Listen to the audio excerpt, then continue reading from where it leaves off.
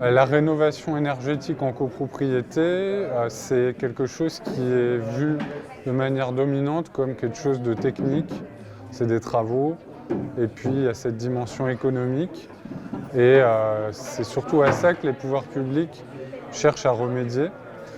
Et moi, en tant que sociologue, quand je fais des travaux sur la prise de décision, le rapport des copropriétaires à tout ça, je me rends bien compte qu'il y a des enjeux de gouvernance, qu'il y a des enjeux de rapport humain à ces questions-là, y compris irrationnels, voilà, et qu'il y a besoin finalement, pour aller vers la rénovation énergétique, d'interagir autrement, plus largement que dans le cadre classique de la copropriété, de nouvelles manières de construire des projets.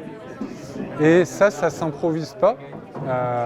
Et la copro des possibles a amené des outils, d'une part aux copropriétaires, mais aussi aux syndics, pour aider ces projets à émerger.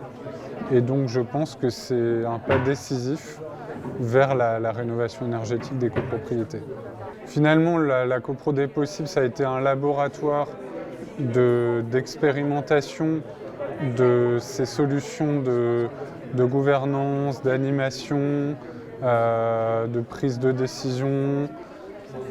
Mais la question va être maintenant de savoir comment est-ce qu'on peut intégrer tout ça, y compris au niveau des règles de décision législatives, de la manière dont on incite les acteurs professionnels à agir dans ce sens pour finalement diffuser cette culture qui s'est développée dans le cadre du programme.